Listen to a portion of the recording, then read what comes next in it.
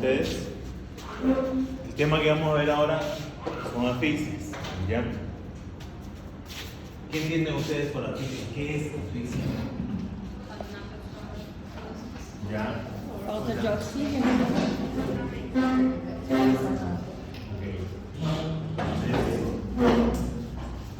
Para empezar, primero vamos a ver lo que es respiración. Cómo se realiza el intercambio de gases. Nosotros metemos oxígeno y botamos CO2, ¿no es cierto? Entonces, eso es muy importante que ustedes lo recuerden. Ya lo han llevado esto en fisiología, ¿no? El intercambio gaseoso. Entra oxígeno, sale CO2, ¿ya? En esto interviene la homeostasis. Esto hace de que el cuerpo se mantenga en un equilibrio en el metabolismo y en el gasto cardíaco.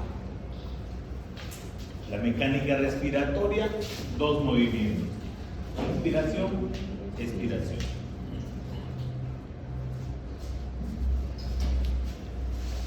Para que entendamos qué es asfixia, tenemos que ver, ¿no? Se trata de un deficiente, un mal intercambio gaseoso. No se está cambiando oxígeno por CO2. Esto puede ser por diversas causas. Uno, disminución del oxígeno en el ambiente. Si nosotros cerramos la puerta, cerramos las ventanas, dentro de un tiempo consumimos todo el oxígeno y nos va a empezar a faltar aire, ¿no? Si mantenemos todo cerrado, nos empezamos a sentir mal, nos desmayamos y por último mueren todos los que están dentro del agua, ¿no? Entonces, cuando disminuye la cantidad de oxígeno, vamos a tener asfixia. En este caso, cuando disminuye la cantidad de oxígeno circulando en la sangre, se activan mecanismos de defensa del cuerpo. Entonces el cuerpo necesita, ¿no?, activar su metabolismo anaerobio. ¿Qué quiere decir eso? Generar energía sin ausencia o con ausencia de oxígeno, ¿no? Empieza a generar energía sin el oxígeno, ¿no? Al hacer eso va a disminuir el ATP. ¿Qué es el ATP? Adenosín trifosfato, ¿no? El adenosín trifosfato. Y esa es la energía con la cual nosotros movemos, nos activamos, nos movemos. Si disminuye esto, empezamos a sentirnos débiles, a decaer, ¿no? Eso va a provocar aumento de ácido láctico a nivel de los tejidos, una acidosis tisular, por último una acidosis respiratoria, adelante, con eso concluye y posteriormente la muerte, ¿ya? Entonces todos son estos mecanismos que se activan cuando una persona deja de hacer un buen intercambio, ¿ya? Cuando disminuye el oxígeno, entonces nosotros activamos todo este mecanismo. Esto es lo que provoca la muerte en la persona, ¿ya? ¿Cuáles son los signos de asfixia? ¿Cómo sabemos que una persona se está asfixiando? ¿El color? Ya, el color de la cara, ¿no? Está congestivo, un poco más rojo que yo, ¿ya? Entonces está congestivo, ¿no? Tenemos edema y congestión a nivel interno, visceral, de todos los órganos se ponen congestivos. A nivel externo, la cara, ¿no?, el pecho puede ser dependiendo del grado, ¿ya? Edema cerebral con hemorragia. Si nosotros abrimos la cabeza, vemos el cerebro va a estar con todos los vasos sanguíneos llenos de sangre, ¿ya? No hay sangre afuera, pero los vasos están llenos de sangre, ¿ya? Edema pulmonar, lo mismo. Rigidez precoz, el cuerpo se pone duro más rápidamente. Aumento de la fluidez de la sangre. Esto es un signo importante. Cuando nosotros hablemos de asfixia, si cortamos en cualquier parte del cuerpo, va a haber salida de sangre negra, ¿no? Es bien oscura. Hay una diferencia, ¿no? La sangre contiene una proteína, que es la hemoglobina. La hemoglobina es la que capta el oxígeno, es la oxihemoglobina. Tiene un color claro. En cambio, la carboxihemoglobina tiene un color oscuro. Es por eso que en las personas que sufren asfixia vamos a ver una sangre negra, fluida, parece agua la sangre, ¿ya? Livideces intensas. ¿Qué son las livideces? Son las manchas por la estasis corporal, ¿no? Porque está detenido el corazón, ¿ya? Y hemorragias petequiales. Las petequias son los puntitos, que vamos a ver en el corazón, en los pulmones, ¿ya? Puede haber encima en la piel, a nivel del tórax y en la cara. Se denomina todo este tipo de situaciones asfixia mecánica cuando hay un procedimiento, cuando hay un mecanismo para producir la asfixia, ¿ya? Entonces, asfixia es el término usado en función de la disponibilidad de oxígeno en los tejidos, ¿ya? Vamos a decir que es asfixia cuando la disponibilidad de oxígeno disminuye, ¿ya? Esto va a provocar, en primera instancia, disminución del oxígeno, entonces una hipoxia. Si seguimos sin respirar oxígeno, vamos a pasar a una anoxia, ausencia total de oxígeno. ¿Ya? Esto, hipo quiere decir disminución y anoxia quiere decir ausencia total. ¿Ya? Entonces tenemos 4 tipos de asfixias. La anoxia anóxica, que es cuando disminuye el oxígeno en sangre, ¿ya? Por escasez en el mismo ambiente. La anoxia isquémica, que es la alteración a nivel de la perfusión tisular. Por ejemplo, un ahorcado, no está llegando sangre al cerebro, entonces estamos hablando de una anoxia isquémica, porque no hay una buena irrigación, hay una isquemia. ¿Ya? La anoxia anémica, ¿qué es anemia? Disminución de la sangre o disminución de la calidad de la sangre, ¿no? Entonces, si tenemos una hemorragia, si estamos perdiendo sangre, ¿no? Esta sangre ya no va a llevar oxígeno a los tejidos y la persona, aparte de morir por shock hipovolémico, tiene una anoxia anémica. ¿Ya? Por último, la anoxia histotóxica. Esto se va a dar cuando ingerimos algún elemento tóxico que interviene en el intercambio gaseoso. En el caso de anémica, la persona se queda pálida. Claro. En caso de la anemia, en primera instancia, ¿qué es lo que hace el corazón? Empieza a latir más rápido para hacer circular mayor cantidad de sangre. Pero poco a poco se va quedando sin sangre, la hemorragia sigue. Entonces no hay oxígeno en los tejidos. Van a pedir, la persona se va a poner cianótica. Se tiñen de azul los dedos, los labios, ¿no? El resto del cuerpo se va a poner pálido por la ausencia de sangre. Pero tenemos la cianosis. Tipos de asfixia. Vamos a empezar primero por la compresión extrínseca. Extrínseca quiere decir por fuera, por compresión extrínseca del cuello. En este caso tenemos 2 tipos: ahorcadura y estrangulación. ¿Ya? ¿Tiene alguien un lazo?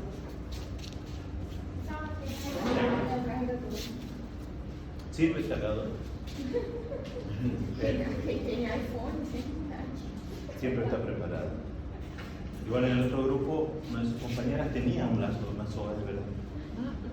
¿Puedo ponerlo? Un voluntario que quiera practicar.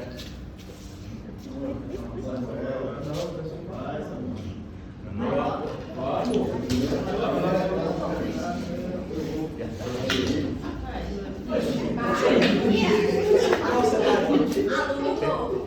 La diferencia entre ahorcadura y estrangulación. No.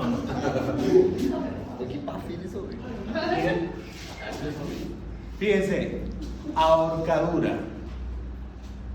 ¿Cómo está el lazo? Mira hasta el frente. ¿Cómo está el lazo?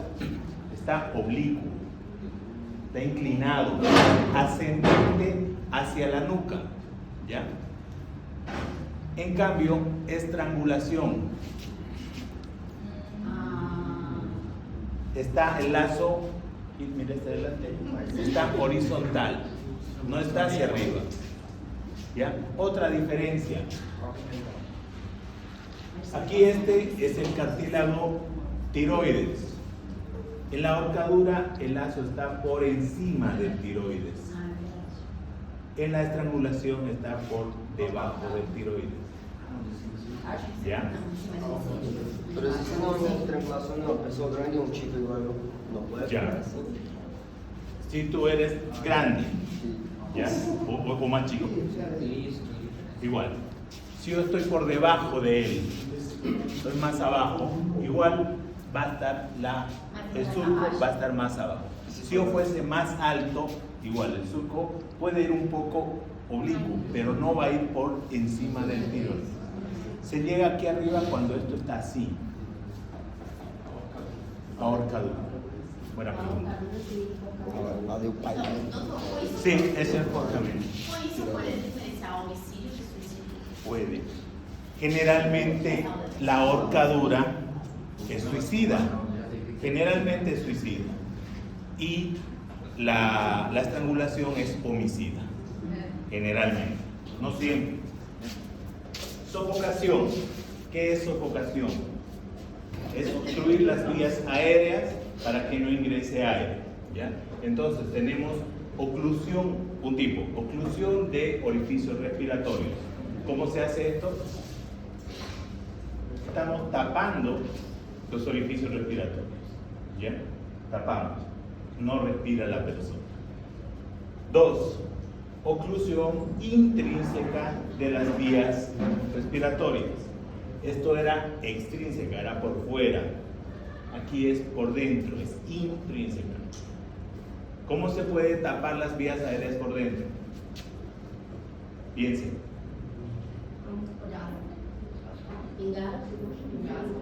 Obstrução da laringe, alguma coisa. Ya, ok. 1. Está comiendo su churrasco y se queda la carne ahí atrapada, ¿no? 2. Puede ser que estaba bebiendo, se echa, vomita y esto se lo aspira cuando está echado. Está inconsciente, no puede toser, no puede levantarse. Le sucede también a los bebés chiquititos, toman leche, se duermen echados en decúbito dorsal, vomitan y se lo aspiran.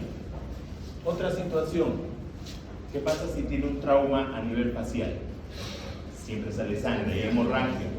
Si con el golpe queda desmayado, ¿no? Decúbito dorsal, toda esta sangre va a las vías aéreas. La persona respira y se ahoga en su propia sangre. ¿Ya? Esa es obstrucción intrínseca de las vías respiratorias. ¿Ya? Compresión tóraco-abdominal. ¿Cómo será esto? Algo comprime. ¿Ah? Puede ser un auto, un árbol, cualquier cosa pesada. Comprime. Incluso, no sé si ustedes jugaban en colegio, ¿no? Ponían a una persona en el suelo y todo el mundo encima, ¿no? Entonces ahí comprimimos, la persona no puede respirar. Es lo mismo que sucede con las anacondas, ¿no? Cuando se enrollan alrededor del cuerpo de la víctima, lo que hacen es presionar. Entonces la víctima no puede respirar y muere por una compresión tóraco-abdominal. ¿Ya? Y carencia del aire respirable, es lo que les decía, ¿no? Si cerramos el aula, disminuye el aire y nosotros morimos. Otra situación, las personas que están cavando en zanjas, ¿no? Se desmorona, cae toda la tierra encima y la persona no tiene aire para respirar, ¿no? Entonces también disminución del aire respirable. Por último, la sumersión. La sumersión es meter parte o todo el cuerpo dentro de un líquido. ¿Ya? En este caso, el ahogamiento. ¿Está claro? ¿Ya? Entonces tenemos por compresión extrínseca 2, que es la ahorcadura y la estrangulación.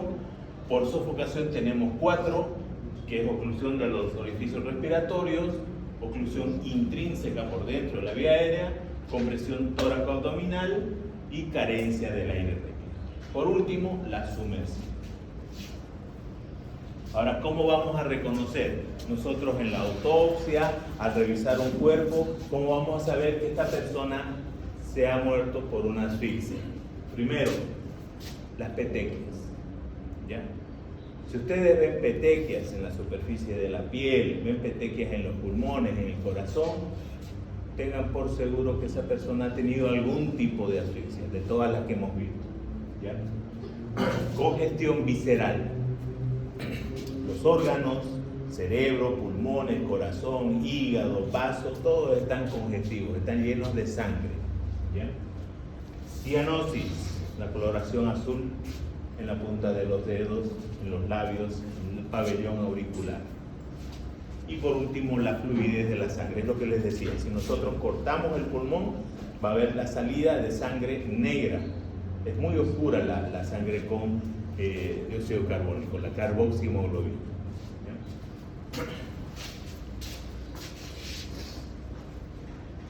Ahora veamos ahorcadura. ¿Ya? ¿Me permite otra vez una?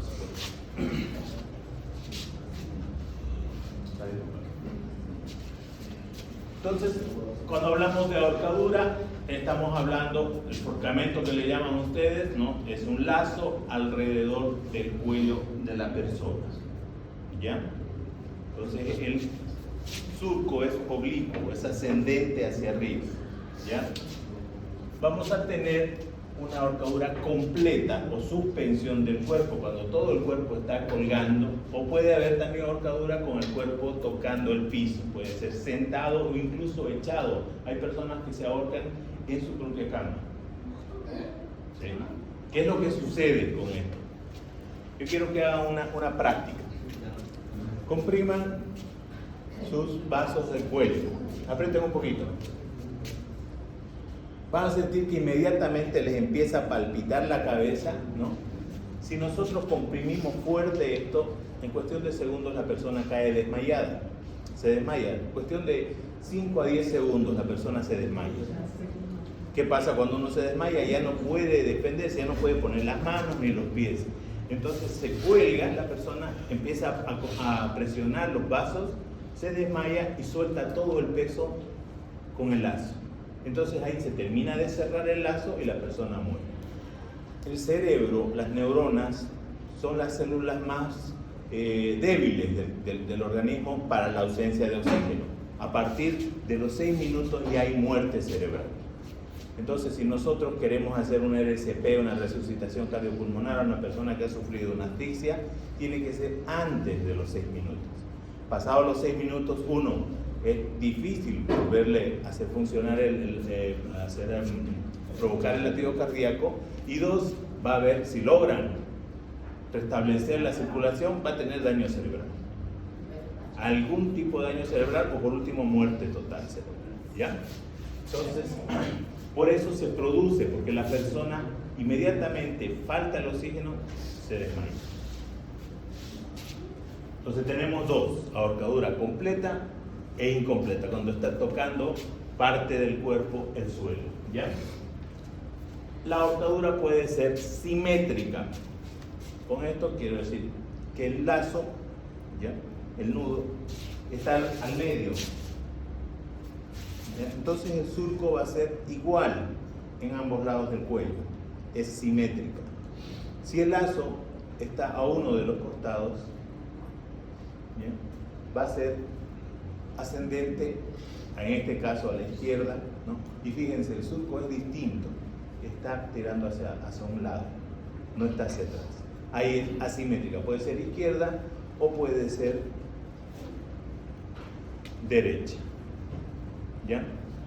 Otra situación, según el lazo, como este, blandos, puede ser duros, los lazos que son de plástico, ¿no?, o los lazos con los que amarran el ganado, ¿no?, son duros. Esos provocan una escoriación a nivel del cuello.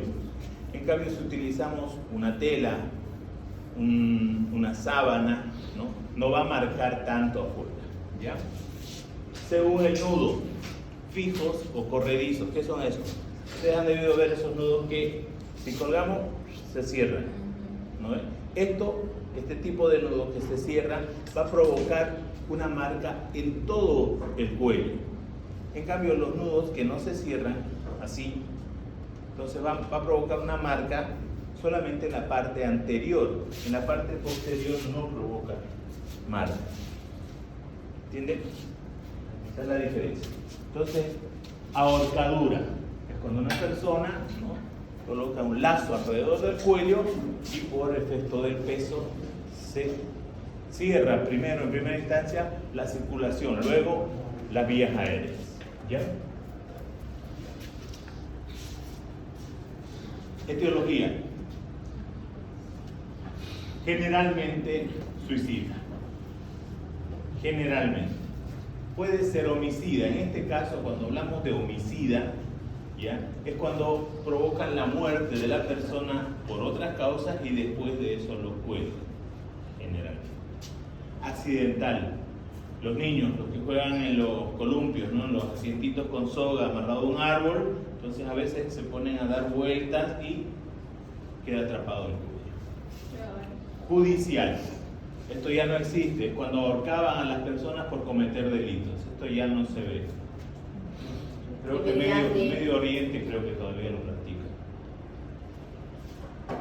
¿Cuál es el mecanismo de muerte? ¿Perdón?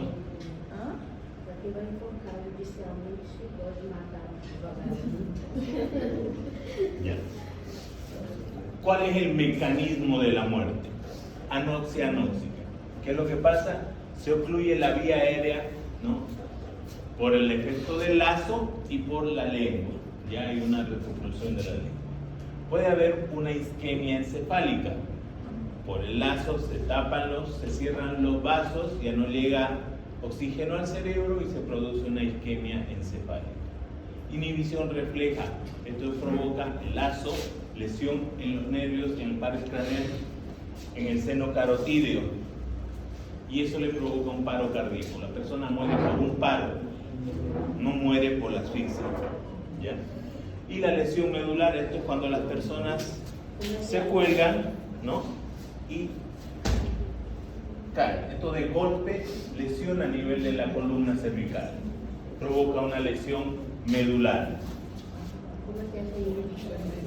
¿Perdón? Se daña el seno carotídeo, afecta a los nervios, a los pares craneales, daña el seno carotídeo y eso provoca un paro cardíaco. ¿Ya? ¿Qué vamos a encontrar nosotros en la autopsia? Lo mismo que les decía, ¿no? Primero lesiones externas y luego internas. Lesiones cervicales y extracervicales. En las externas encontramos el surco. Lo más importante, el surco, es la marca de la soga a nivel del cuello. ¿Ya? En este caso, ¿cómo era el surco? Era oblicuo y ascendente, hacia arriba. Estamos hablando de ahorcadura, de ahorcamiento, ¿no? La profundidad es variable, es más profundo en la parte anterior. Nunca vamos a ver un nudo anterior porque la persona no se ahorcaría, ¿no? Siempre el nudo está posterior o a los costados, a cualquiera de los dos lados, ¿ya? La continuidad, ya les había hablado, puede ser continuo cuando el nudo es corredizo y puede ser incompleto cuando el nudo es fijo y no se cierra y queda una parte sin la marca, sin el surco. El número del surco, cuántos surcos hay, depende de cuántas vueltas le damos a la soga. Pueden ser 2, 3. La situación por encima del cartílago tiroides.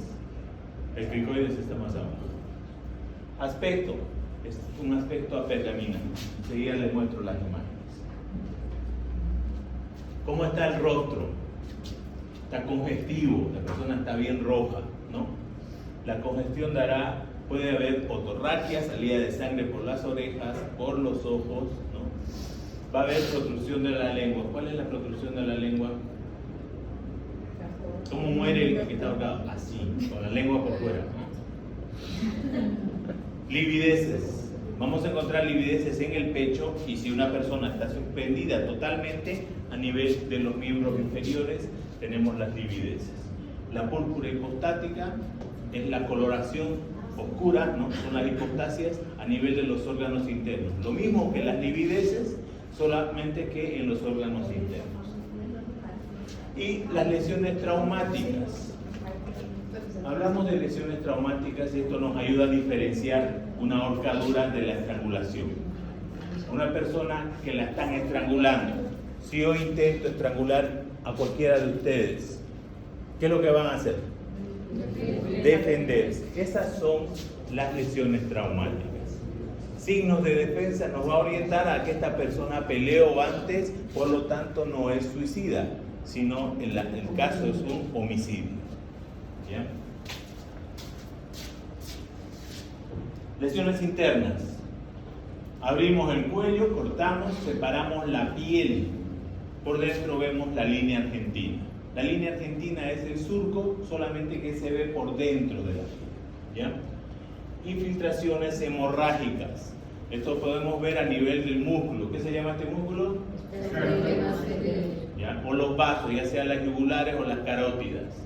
Vamos a ver lesiones, desgarros en el músculo, desgarros en la túnica externa o en la túnica íntima de los vasos. Y lesiones cartilaginosas, se fracturan los cartílagos de la tráquea. Lesiones extracervicales, vamos a encontrar, por ejemplo, hemorragias a nivel de los discos intervertebrales. Esto es cuando cae por peso la persona, provoca hemorragias en los discos entre las vértebras. ¿Qué nos interesa saber? ¿Para qué nosotros haríamos la autopsia? Uno, diagnóstico de muerte. ¿En base a qué? A los signos que habíamos hablado. Congestión de la cara, surco, congestión, petequias a nivel de los órganos internos, cianosis distal. Y la modalidad, si es suicida o homicida. Causa de la muerte. ¿Cómo establecemos causa de la muerte? Vamos a demostrar la existencia de lesiones propias de la ahorcadura. ¿Cuál sería una lesión propia de la ahorcadura? El surco, que es oblicuo, es ascendente, ¿no? Vamos a ver carácter intravital. ¿Qué quiere decir eso? Las lesiones, cuando son vitales, hay inflamación. Cuando no son vitales, no hay inflamación. Eso ya lo tienen claro, ¿verdad? La diferencia entre lesiones en vida y post-mortem. Investigaciones o manifestaciones histológicas, esto va a ser por los desgarros a nivel de los músculos, de los vasos, todo aquello. Exclusión de otras causas de muerte. Hay que quitar otras causas de muerte. Puede ser que esta persona primero la mata por un golpe y después la cuelga. Entonces tenemos que buscar otro tipo de lesiones que nos hagan pensar de que existe otra causa de muerte. Y diagnóstico diferencial con la estrangulación o la sofocación. ¿Cómo hacemos un diagnóstico diferencial? ¿Cómo diferenciamos la ahorcadura de la estrangulación? Por el surco, ¿no? Por la altura del surco, por la dirección que toma, si es oblicuo o es horizontal, ¿no? En base a eso realizamos la diferencia. Etiología, todo debe ser estudiado de manera individual. Si tenemos datos, ¿no? Podemos tomar datos del lugar de los hechos o de los testigos nos van a decir que estaba deprimido y estaba mal, se aplazó en medicina legal y quiso ahorcarse, ¿no? Entonces, podemos tener esos datos, ¿no? Pero no tenemos que ir con la idea fija de que se trata de un suicidio. Puede ser un homicidio, entonces hay que estar abiertos a ver otras cosas más, ¿ya? Tomamos en cuenta antecedentes del fallecido y el examen del lugar del hecho. En los antecedentes, una persona que está deprimida, una persona que tiene problemas económicos, ya que cualquier situación, entonces eso provoca depresión y por último la decisión de ahorcarse, ¿no? En el lugar del hecho, ver si está desordenado, si está todo acomodadito. Si una persona depresiva puede dejar una carta póstuma, ¿no? Decir por qué se está ahorcando, ¿no? Que mi pareja me dejó, entonces yo decido ahorcarme. Estrangulación. Entonces, estrangulación generalmente homicida. Es cuando otra persona provoca la constricción del cuello. Puede ser con lazo, como le había mostrado, puede ser con la mano y puede ser antebraquial. ¿Ya? Estrangulación a lazo. Igual vamos a encontrar surco. En este caso ya no es de ahorcadura, sino de estrangulación, ¿no? Por medio de un lazo. Es apretado por otro procedimiento que no sea el peso del cuerpo. Entonces está activado por otra persona, ¿ya? La variabilidad en cuanto al lazo también hará las características distintas. Eso es si es un lazo blando o es uno duro. Etiología, sí. ¿La estrangulación tiene que tener corte o no? Solo... ¿Surco? Sí. Sí, tiene. Puede tener, dependiendo de lo que estamos utilizando. ¿Ya? En este caso estamos hablando por lazo. Si es por lazo, va a haber surco. Va a haber una lesión a nivel del cuello. ¿Ya? Más adelante vemos los otros tipos. Generalmente es homicida. ¿Ya? Mecanismo de muerte, anoxia anóxica. Basta 15 a 20 kilogramos de peso, de fuerza, para provocar la obstrucción de la vía aérea. No se necesita mucho. ¿ya? Puede morir también por isquemia encefálica, no sube sangre al cerebro, la persona muere. O puede provocarse por un paro cardíaco por un mecanismo reflejo, por activación o lesión a nivel del seno carotídeo. Anatomía patológica, igual que en la ahorcadura, abrimos y revisamos. El surco de estrangulación, la dirección es horizontal, la profundidad uniforme, no tiene interrupción, todo es continuo alrededor del cuello. El nudo puede ser múltiple, ¿no? Pueden dar múltiples vueltas a nivel del cuello o no. Generalmente debajo del tiroides. Y aspecto, al decir aspecto blando, quiere decir que no hay, el surco no está muy escoriado, no hay mucha lesión. Diagnóstico diferencial con la ahorcadura. ¿Por qué? Por la dirección, por la profundidad, por el nudo. Adelante. Una ahorcadura puede ser homicidio, ¿no? Puede ser. Y los brazos. Ahí vamos a encontrar otro tipo de lesiones, ¿no es cierto? Como ella dice, si queremos ahorcar a una persona para que no se defienda, entonces puede ser que esté amarrada, ¿no?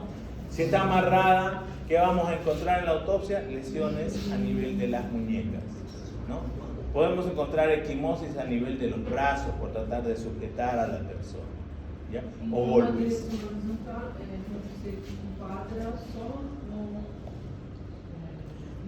Si el surco es horizontal, estamos hablando de ahorcadura, ¿ya? Porque si fuese, de estrangulación.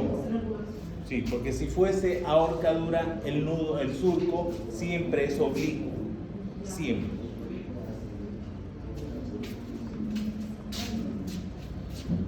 Entonces, problemas médico-legales para hablar de una estrangulación, ¿ya?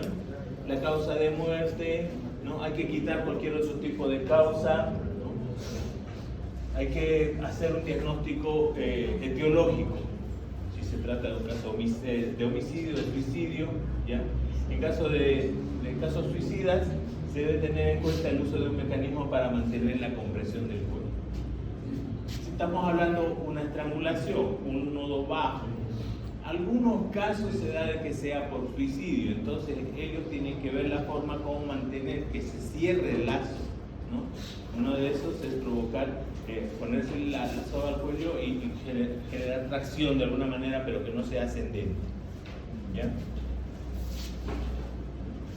En caso de estrangulación a mano, yo quiero ahí que ustedes utilicen su imaginación. ¿Qué encontramos en el cuello cuando estamos hablando de una estrangulación con la mano? Las equimosis redondeadas, ¿no? ¿Será que con estas equimosis podemos saber si él utiliza la mano izquierda o la derecha? ¿Por qué? La posición. Si yo utilizo la mano derecha, fíjense, en el cuello de la víctima, al lado izquierdo tengo 4 dedos, al lado derecho tengo uno solo. Si utilizo la otra mano, en el lado derecho voy a tener 4 y en el izquierdo uno solo. Si utilizo las dos manos, ambos lados tengo 4 dedos y en la parte central tengo una grande, ¿ya? Entonces, ustedes, como les dije al principio de la materia, ustedes tienen todo el conocimiento, simplemente hay que relacionarlo con los casos, hay que imaginar qué lesiones podemos encontrar. Examen externo. Entonces, presencia de equimosis redondeadas, es por lo que hemos apretado con los dedos, ¿no? Puede haber escoriaciones por las uñas, pueden haber rasguños a nivel del cuello por tratar de estrangularlo. Es importante el número y la localización de las equimosis para saber si fue mano izquierda, mano derecha o ambas manos. Presencia de lesiones extracervicales. Estamos hablando de una estrangulación, entonces tiene que haber pelea, ¿no?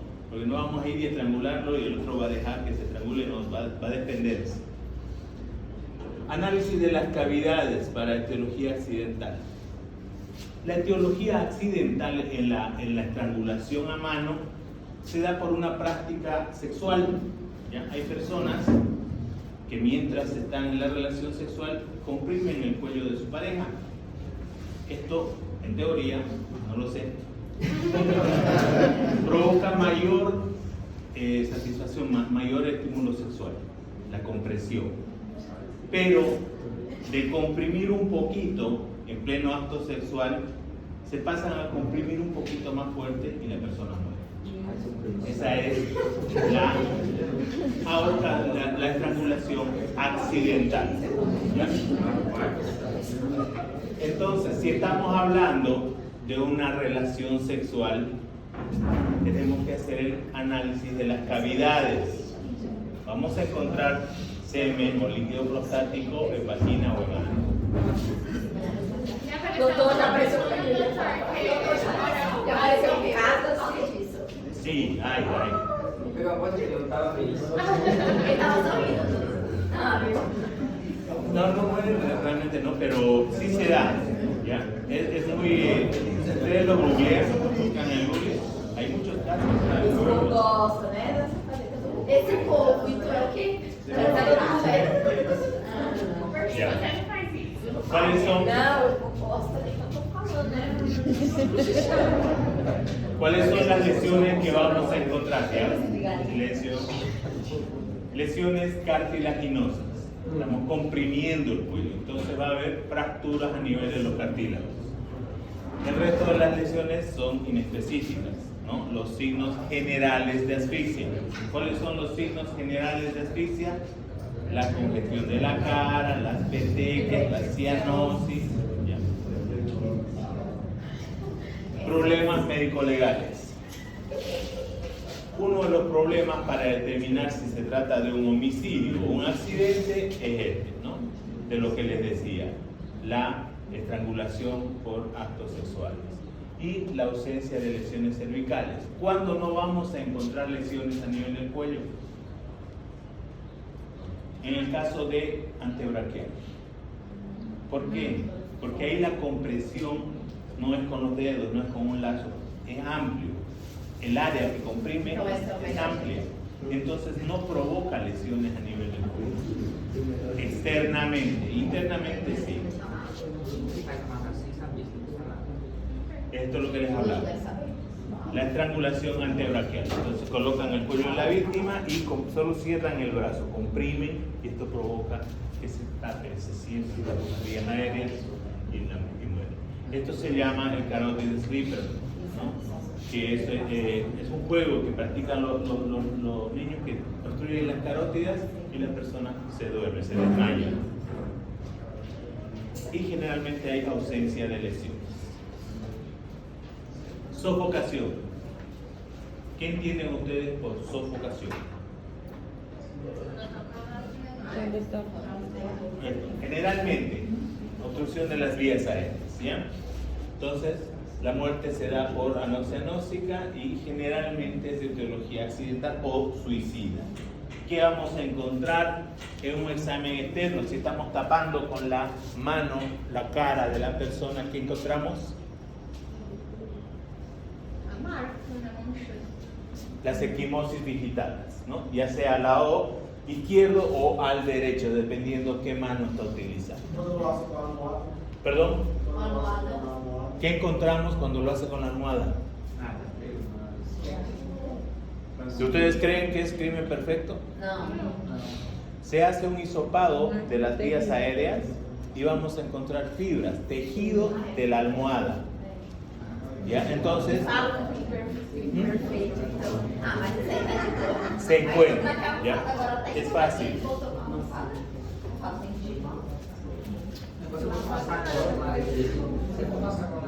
Entonces, al examen interno, ¿qué vamos a encontrar? En este caso, silencio, en este caso no abrimos el cuello, estamos hablando de sofocación, hacemos levantamiento facial, quitamos toda la piel de la cara y vemos a nivel de las bolas adiposas de Bichat, ahí van a estar presentes las equimosis por sofocación, ¿ya? Enfermedades preexistentes o epilépticas. Hay personas que tienen patologías como la epilepsia que provoca una contracción y la persona no respira. Entonces muere. Puede ser por la caída de la lengua o por la contracción. Muere sofocada. ¿no? Entonces hay que hacer una diferencia, ¿no? Tenemos una persona muerta, tiene signos de asfixia, va a estar cianótica, va a estar la cara congestiva, va a tener petequias, ¿no? Pero no hay ni surco, no hay ni lesiones digitadas, ni en la cara ni en el cuello, entonces tenemos que buscar otras causas de muerte. En este caso, una muerte accidental o natural, que es por una epilepsia, ¿ya? Y investigación de tóxicos. Hay tóxicos, drogas de abuso, ¿no? Que provocan una depresión del sistema nervioso central, las benzodiazepinas, por ejemplo, ¿ya? Entonces, ¿qué pasa cuando una persona se toma demasiado Valium o no sé, qué otro nombre más le pueden poner, un diazepam? Entonces se toman más pastillas de lo necesario, entonces se duerme y el sistema nervioso central se deprime hasta que la persona deja de respirar y muere por una sofocación, ¿ya?